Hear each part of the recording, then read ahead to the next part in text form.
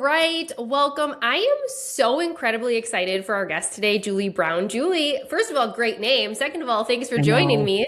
I know. Julie Brown is like one word. Julie I love Brown. it. I love it. I am so excited. All of you are in for a treat because, first of all, Julie is hilarious. She has so much energy. And so we originally met through kind of a mutual connection. So we've known each other for years, and then we got to meet for the first time in person. Was that a couple years ago at the National Speakers Association? Was that 2 or 3 years ago already? Yeah, it was in Orlando.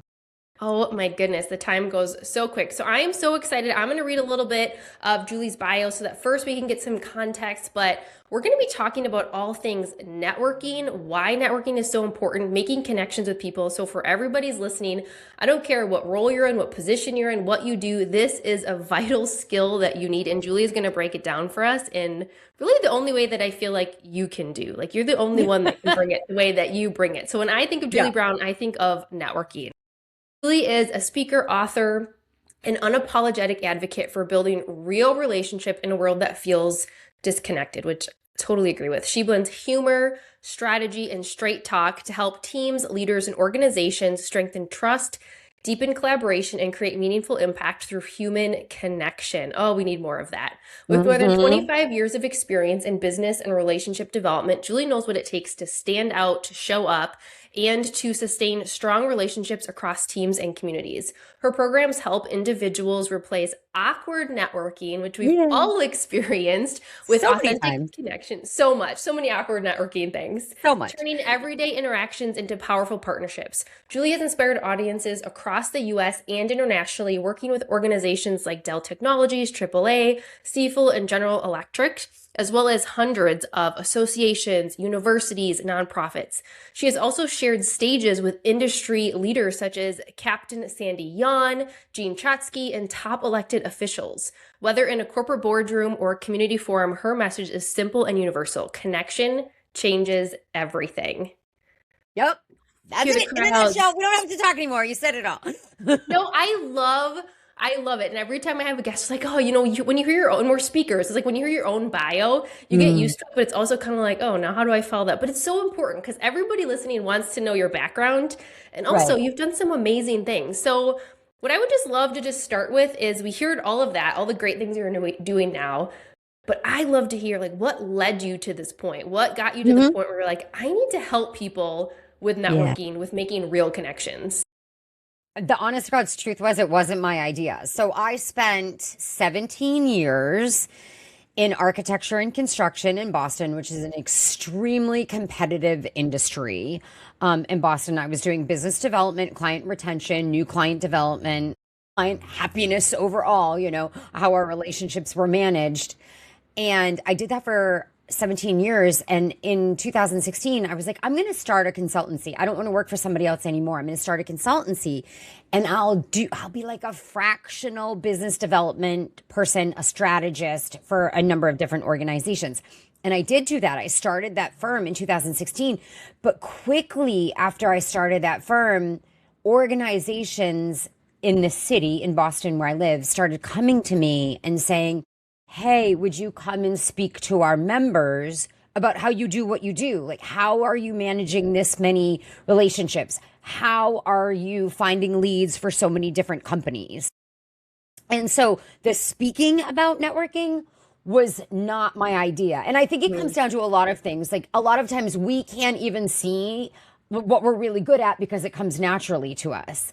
But everybody knew like, oh, Julie Brown is like the top networker in this city. And I never even like thought of it like that.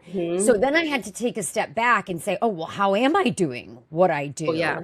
And when I took that step back and said, how am I doing this? What are the steps? I realized that networking wasn't like amorphous or ambiguous. I had a set framework for how I was doing everything. And I was like, well, I could teach that framework. That's amazing. I love that you point that out because that is so true. Is oftentimes we are just doing the thing and then someone else comes up to us and they're like, have you ever thought of helping other people with it? Because hey, we Yeah. could really use help. Yeah. I think all of this is another thing that's so great about having a network, and we'll get into how to build one later. But all of the things that people associate my success with, and being on international stages, writing a book, having a podcast, they were all somebody else's idea. Somebody in my network said you should be on stages, and then when I was on stages, another person in my network said you should write a book, and then another person in my network said, oh, you should start a podcast. Like, it was all somebody else's idea who looked at me and said, you're not using yourself to your full potential.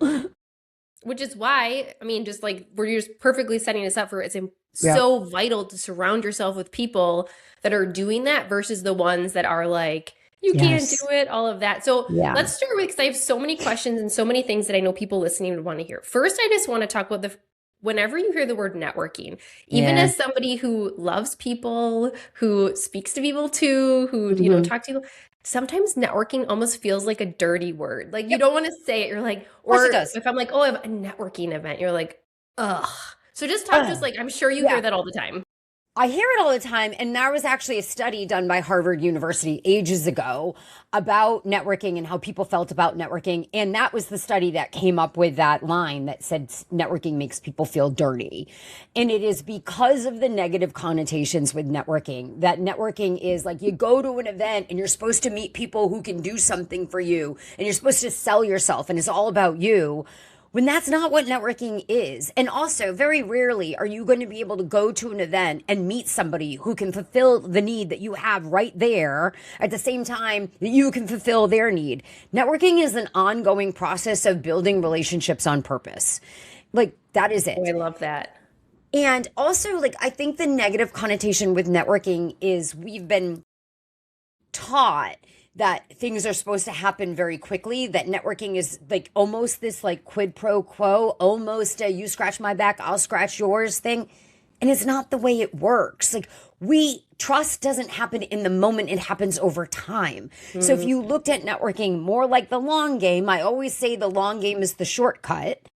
When it comes to networking and having success from networking, if you look at it at the long game, number one, it takes pressure off of you. You don't have to feel like you have to perform immediately or have the right thing to say immediately when you know that you can build relationships over time that will in fact affect your career. I love that. And the first thing that comes to mind, because this is something, and I do think it's obviously sometimes, I know before we hopped on, we were talking about like introvert versus extrovert. I always call myself like an extroverted introvert, where it's like I love to be around people, I love to speak at events, go talk to people. But then I don't want to stay for the happy hour after. I want to go retreat to my room. And my husband and I will joke about this because he's very extroverted. Like, he go talk to people all the time. So my first like very tactical question for you around this is like, when someone goes to a networking event and they don't know anybody, and there's all these people standing around in little groups, and you're like, okay, I want to get in and like say hi to somebody. Like, what do you tell people? What do they do? Okay, so the first thing I want to attack is the extrovert versus introvert thing. And you are correct. Like, nobody is 100% introverted or 100% extroverted. We all fall in what is called the ambivert spectrum, and then we lean towards one side or the other, given what situation we're in. Now, I, in general, lean toward the extremely extroverted side of the introvert spectrum. But that does not mean that I do not find myself in situations where I'm like, if somebody talks to me, I will punch them in the neck. Yes. Like, it happens. Like, I get to the point where I'm like, I am done peopling. Like, I can't do it. Also, introvert versus extrovert is a lot about energy. So your husband can go into a room full of people and feed off of their energy, like an energy vampire. Like, I can do that too. I can go into a room tired, suck the life out of everybody and leave happy. You know what I mean? But introverts, that will drain their batteries. So you have to go into it with a different level of energy. You have to be full of energy in order to do that if you lean towards the more introverted side. Also, I think introverts are better networkers than extroverts for a couple of different reasons. Number one, they're usually more prepared for events. They know who's going to be in the room. They know why they're in that room. They have questions that they would ask. They're like prepared to have conversations. They don't wing it as much as extroverts do. And also, introverts are much better and much more comfortable listening than extroverts are. And listening is a power skill when it comes to networking. So just to put that out there first. Now, when it comes to going into events, I think events, I have queried, and you mentioned a lot of the big corporations that I've worked with, and I send out anonymous surveys to all of the corporations that I work with in advance of speaking with them, so I can really see where their anxiety lays when it comes to networking and how they feel about it. Are they curious? Are they scared? Like, whatever. And the number one word I say, how do you feel? Like, what does the word networking make you feel? And the number one answer is anxious. And the second answer, the number two answer is awkward. And that's why people don't like networking events, because we're going in anxious and awkward. Yeah. And Like, so, of course, it feels anxious and awkward then. yeah. And like the thing I want to say is like, don't worry about it because everybody else feels anxious and awkward. I have done the studies. I have done the surveys. Like everybody's feeling anxious and awkward. So just go into the anxious and awkward pool. Okay. But when it comes to introducing yourself to people, this is where people really start to feel anxious. And so what I do when I go to events is I do sometimes look for somebody who is not talking to anybody. And what I do is I go up to them and I say, oh, hi, my name is Julie. I know you're not talking to anybody. Is this your first time here? Or are you waiting for, your friends to come or for people to come? Like what brings you here? And I just start that conversation like that. That usually makes that person feel so good that somebody came up and talked to them. So that's the first thing I do. The second thing I do is when I'm approaching groups, and I took this from another speaker named Robbie Samuels, and it is absolutely brilliant. Robbie had this TED Talk called Croissant versus Bagel or something like that. I'm not getting it exactly correct, but he said when you go into networking events, you should look at groups of people as whether or not they are grouped into bagels or croissants. And we all know what bagels and croissants look like. A bagel is a circle. In order to get inside, you would have to cut, and I think that would be rude. So you look for croissants or crescent-shaped or horseshoe-shaped groups of people. In that horseshoe shape, that crescent shape, that is your entrance in. So when I see a group of people standing like that, number one, I know they're not having a very good conversation, because if they were having a conversation, they would all turn into each other and look at each other's eyes. That means like I can elevate this conversation for sure. So I look for croissants. I walk up and I say, hi, my name is Julie. I don't know anybody here. Do you mind if I join your conversation? And I have been doing this. I have been networking in one form or another since I graduated college in 1998, way back to last century. Okay. I have never walked into a group of people and said, hi, my name is Julie. Do you mind if I join your conversation? No one has ever looked at me and said, no, piss off. Like it is not going to happen to you. It hasn't happened to me. And then what I do is I'm so good at conversing and asking questions and asking leading questions, dopamine inducing questions, that I walk in and immediately the vibe of that group has gone up. Okay. And then all of a sudden, like we're like this and that and this and that. And all of a sudden we're a bagel. Everybody's looking at each other saying, and then inevitably what happens, Julie, is they go, I'm so glad you came over to our group. I was like, I bet you are. I bet you are. You look really bored before I came over. We were just talking about the weather before you got over here. Yeah. Or the weather or the traffic or how much we hate this event. When can we go home? Why are we here? I love that. There's so many good things. So if you're listening right now, you might need to pause and like re-listen to what Julie just shared. Yeah. Because there was so much gold in that. Not only from, I think, just validating, like going back to the introvert, extrovert, thanks for jumping onto that, because validating for people who do feel introverted, who either are kind of wanting to grow their network, but are feeling too uncomfortable, or maybe you're forced into it based on a role or a position you're in, to just revalidate that just because you have labeled yourself as introvert or you feel introvert, that doesn't exclude you from networking. So I love that. And then those great tips.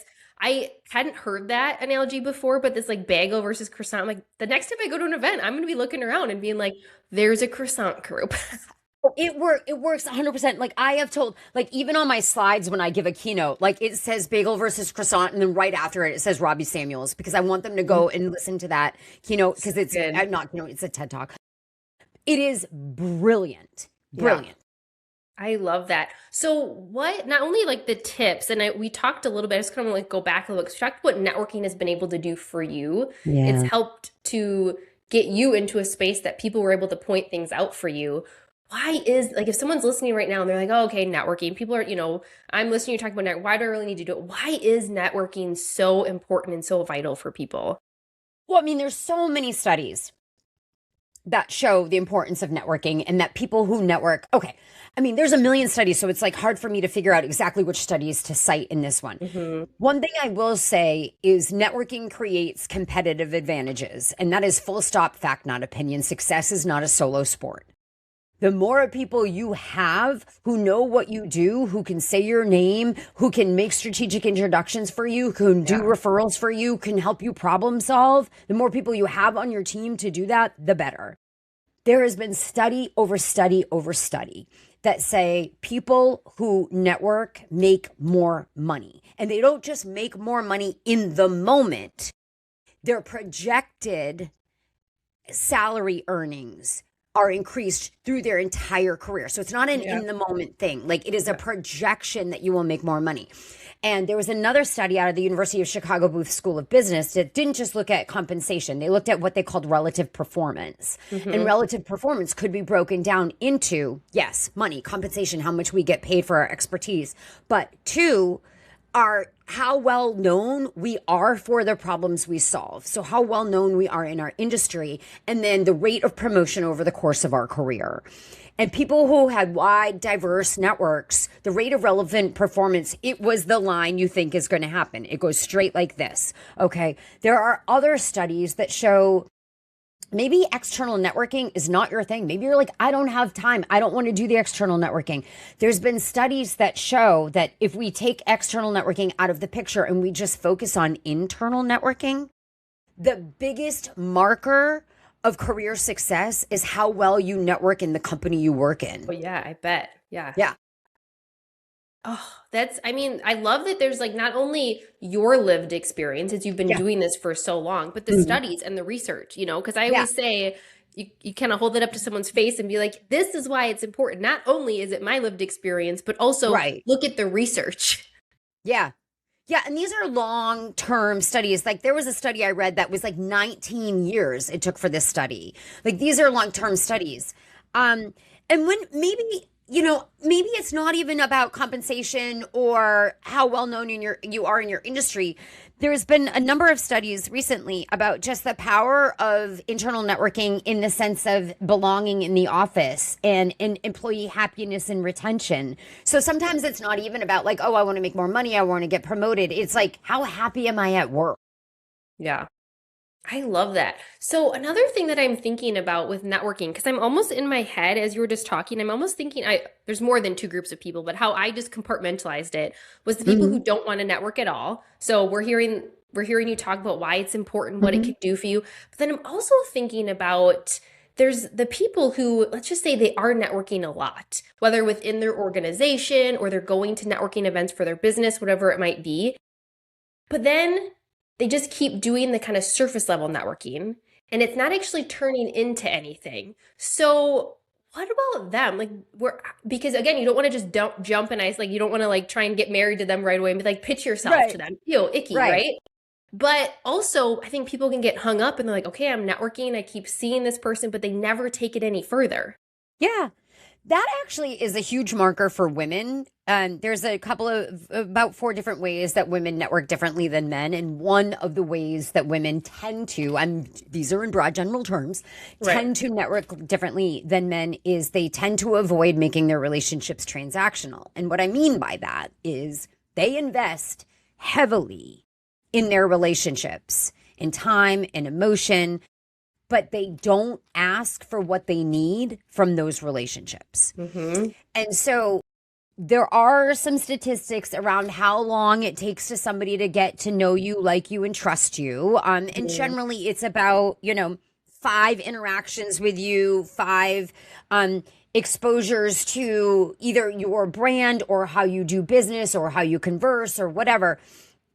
Again, when I say the long way is the shortcut, when we get to that point, that we have built the know, like, and trust with somebody, we have to be comfortable asking for what we need from our relationships. And sometimes that is needing a mentor. Sometimes it's needing an advocate or a champion. Sometimes it's as simple as I need a referral. Sometimes it's as simple as, can you help me problem solve this? Sometimes it's as simple as, could you make a strategic introduction for me? But we as women, in broad general terms, continue to invest in relationships and not pull money out of the bank when we absolutely should be doing that. Because one thing I will say is, when you don't do that, when you don't ask for help from your network, you are denying them the opportunity to help you. And karma's a babe. There's reciprocity reflex. People always want to help people. Sometimes they're just not sure how. And so if you can articulate how they can help you, they will feel good about it. That is so good. Can you I don't know if you can replay. I'm jotting it down. Like, was it when you don't, you're denying them the opportunity to help you? Yes. Yes. When That you is don't so ask for good. people, when you don't ask from your relationships what you need, you are denying them the ability to help you. And we, as humans, I still believe to this day, we want to help people, especially when people have invested in us and have invested in building a relationship with us. That is so good, especially if you're someone who is driven by like helping and supporting other Yes. people. It's like you're giving an opportunity for them to do that. And also, as I'm thinking, if let's just say I have a need for something and someone can say, "Oh my goodness, Julie can help you to do that." Now you Mm-hmm. just helped by just making that connection for them. Like it just is this full circle thing that you're able to support. And then again, they're more likely to do that for you because you've created this sort of trusted relationship. 100%. Oh, that's so good. Another thing that I really want to talk about is how do you show up in these situations? How do you show up as your authentic self? Because again, when I think of you, I really think of authenticity. Yeah. And okay, first of all, I know it, but I want you to share with the listeners, what's the name of your book? The name of my book is This Shit Works. Okay, so even in that, there's so much personality, there's so Yeah. much authenticity. And I know I've seen you do a couple posts on LinkedIn recently around like some people's perception around swearing, like all Yeah. these different things. What do you Yeah. That say one to a little some viral. That one a little that viral. was a good one. It Mm-hmm. created a lot of conversation. Mm-hmm. But when I think of you, I really think about showing up authentically. So share with us a little bit like how do you encourage someone to do that Yeah. in different situations? Okay. I think the advice, just be yourself, is some of the worst advice you can give to people, because I've had so many people who've come to me for networking training, and they're like, I was told to just be myself, but I don't know who I am. Like, Mhm. am I the person I am at home, or am I the person I am at work, or am I the person I am with my girlfriends, or whatever? Um, I think the best advice I could give when it comes to showing up authentically is you have to be okay with some people might not like you. Mm. And here's the thing. It is a-okay if some people don't like you. And I'm not saying they don't be a racist dickhead. That's fine. Like, you Right. cannot be that. Okay. Yep. I'm not saying like, oh, I don't care if people like me because like these are my beliefs, like whatever. Right. Like there's I like am the boundaries saying, within that. Right. Like I, humanity. yeah, I am saying, I am loud. I am funny. I am gregarious. I am sarcastic. This is the way I present myself because it's the only way I know how.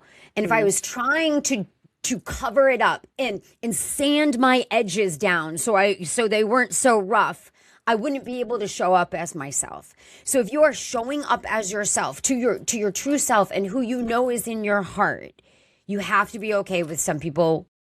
You're just not going to be their cup of tea. And that is okay. I love that so much because I think in general, we have masked ourselves so much, especially depending on what type of environment you're in and what you've been told about yourself, that I think people can kind of totally lose themselves. And then they say, like, well, how do I show up? What version of Right. me? And I Right. do think that there's, different situations, different setting, obviously with your friends versus, giving a Yeah. presentation to the board. Okay, we might be showing up differently, but you should still be at the core authentic to who you Yeah. are. And I think we've lost that a lot because we're told to do this or don't do that. And so I love that and just that conversation that you're opening up for people about how to navigate that. Also think really, I made this thing called the list yourself approach when I was writing. I almost said my first book. Like, I had a second one. I don't have a second one. On Soon to be. Ooh, maybe that was you like manifesting. manifesting that.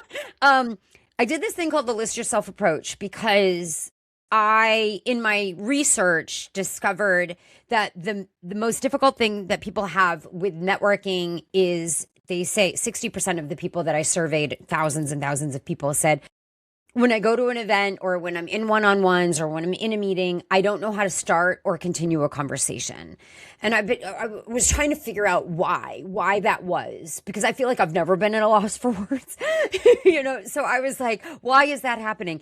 And then I realized that we can get back to why networking makes people feel dirty is no one was ever told they were allowed to be human in networking conversations. No one was ever told they were allowed to have conversations about life and hobbies and dreams and books and podcasts and movies. You were only supposed to say, how are you? What do you do? Like how, what's going on here? Can we help each other? Like, and not even help, like, can we work together?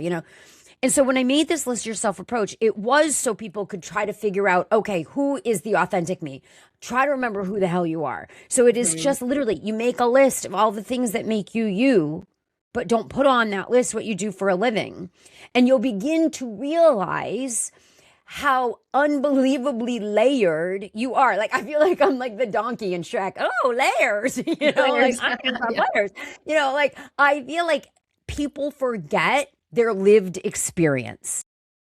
And your lived experience is how you will connect with people. So I want that list. I want you to figure out who you are, and I want you to use that list as a way to increase the surface area with which you connect with people. Because if you connect with somebody only on this tiny little sliver of work and what you do for a living, you are ignoring the infinite possibilities you could connect with that person and build a relationship with. And if we know that people do business with and refer business to people they know, like, and trust, well, what do you think is going to get you to know, like, and trust faster? The fact that you're a lawyer or whatever, or the fact that you guys have a shared lived experience that you can connect on? Okay, mic drop, goosebumps. I mean, around minute 26, we are all going to pause and we are going to listen to Julie just talk life into us, because that was not only inspiring, but so true. And what I absolutely love about the podcast, and I know you've done podcasting, you had your podcast, listening to guests, I get so much out of it myself. Not only is this for the listeners, but like, I need to do this. So thank you, first of all, just personally for me and for everyone listening around.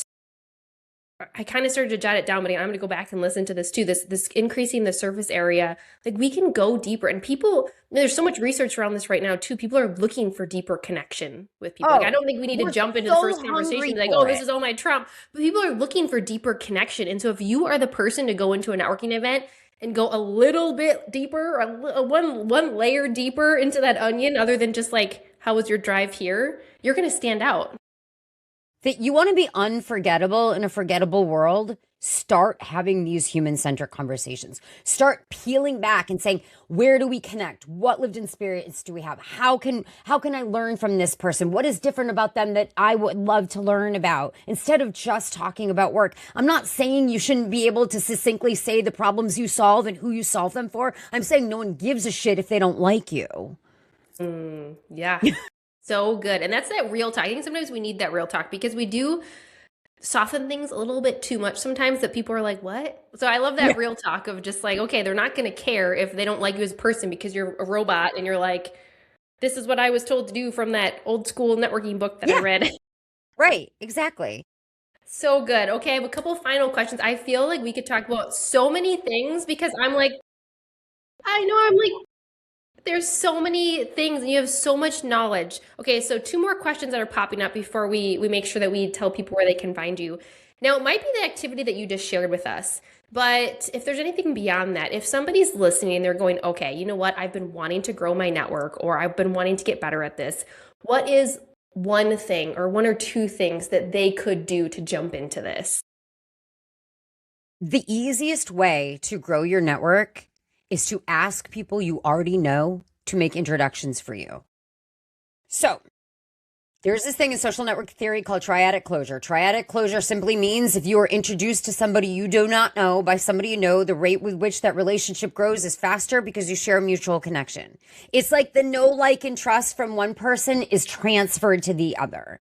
I believe that person would make a strong introduction for me. I believe that person would make the best introduction for me. So go to the people you already know, like, and trust, and who already know, like, and trust you, and who you have invested in that relationship, and do that transaction. Say, I'm trying to grow my network. Who do you know you think would be a good connection for me? Would you make an introduction for me?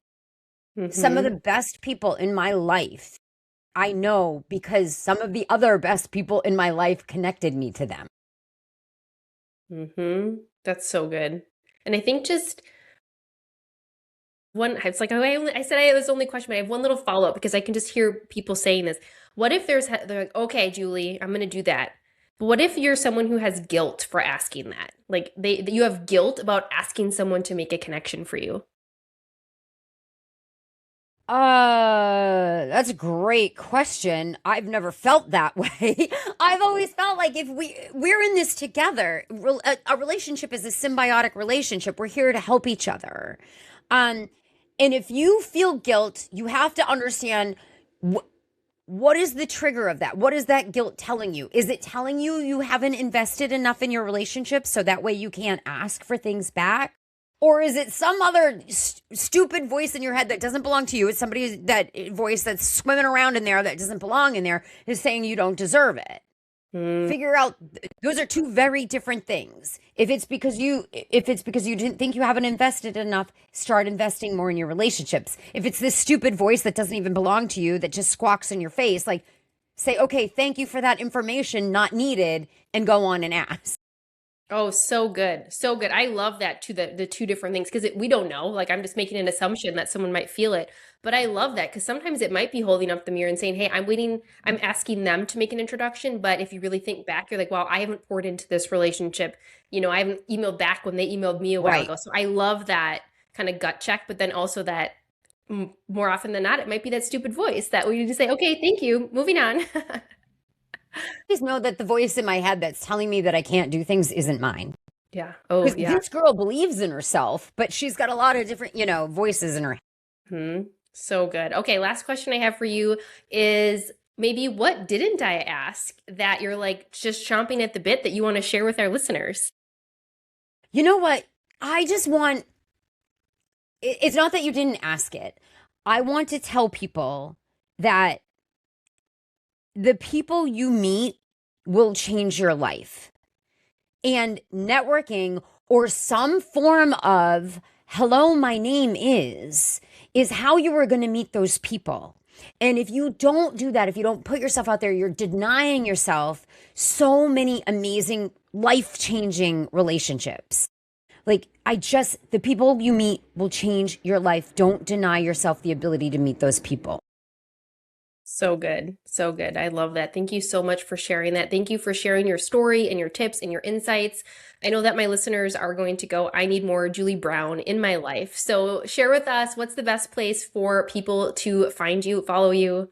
Yeah, I do mostly all of my tips and videos and dissemination of information on LinkedIn. So I'm Julie Brown Speaks everywhere. So I'm Julie Brown Speaks on LinkedIn. That is also my website. If you are interested in This Shit Works, the book that I wrote a few years ago, Networking Your Way to More Friends, More Adventures, and More Success, that is on Amazon or Barnes and Noble. Or maybe I'll be on a stage near you soon, considering I travel the world giving a version of this, of what we've talked about, today. So I've got a huge speaking schedule coming up this year. So maybe I'll be around in one of your states or towns. And if not, maybe you should be requesting Julie to be at your event. Or you could do that. Thank you so very much. Of course, we will put in the show notes here all of the links to those things. Julie, thank you so much for joining us. And everybody listening, go out there and start networking. I know I have some action items that I need to do. Thank you. You're welcome.